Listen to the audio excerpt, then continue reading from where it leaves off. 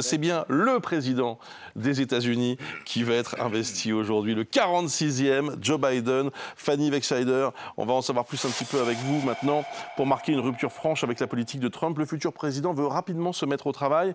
Quel est le programme? Ah oui, alors il a clairement annoncé, Joe Biden, il veut rompre avec 4 ans de Trumpisme, il veut faire avancer le pays, les États-Unis, les replacer au centre de l'échiquier mondial. Pour cela, il avait déjà annoncé il y a 2 jours la signature dès aujourd'hui, dès les premières heures de son mandat, d'une douzaine de décrets. Parmi les priorités, plusieurs urgences. On commence tout d'abord forcément par la lutte contre le Covid-19. Hier déjà, il y avait une cérémonie à Washington auprès de la vice-présidente Kamala Harris pour rendre hommage aux plus de 400 000 victimes désormais du virus dans le pays. Alors tout d'abord, première mesure qui sera à l'ordre du jour, c'est la signature d'un décret sur l'obligation de porter le masque dans les lieux qui dépendent de l'État fédéral ou encore lors des déplacements inter-États. Il y aura également sur le plan de la vaccination le déploiement d'une campagne de vaccination pour 100 millions d'Américains sur les 100 premiers jours du mandat de Joe Biden. C'est une promesse.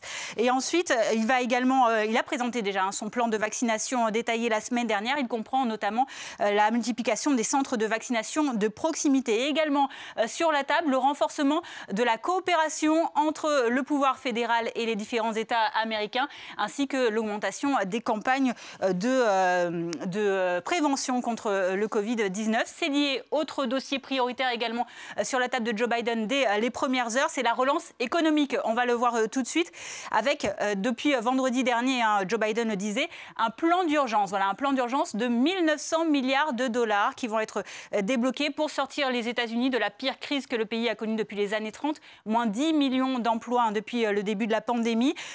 Suivra ensuite un plan d'investissement, donc là pour relancer l'économie américaine avec des aides pour les familles, pour les petites entreprises, pour les minorités visibles, premières victimes de cette crise sanitaire. Joe Biden prévoit aussi, au chapitre immobilier, de suspendre les centaines de milliers d'expulsions ou encore de saisies immobilières. Plusieurs autres mesures seront prises qui vont replacer les États-Unis au centre de la scène internationale. Oui, au premier plan, il y a cette mesure symbolique, celle qui concerne le climat, avec la signature des accords de Paris. Retour des États-Unis donc dans ces accords de Paris. Ils en étaient sortis, on le sait, au début du mandat de Donald Trump.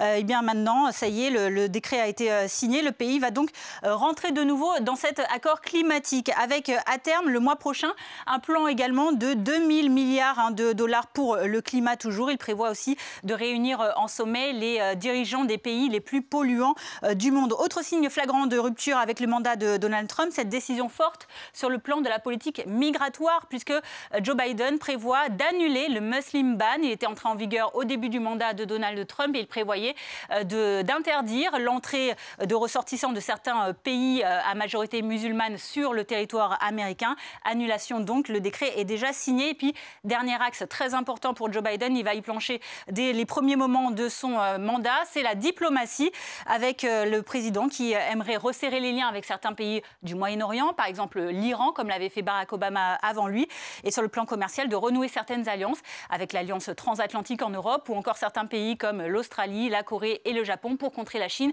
sur les marchés. Merci beaucoup Fanny. Patrick Sauce est avec nous.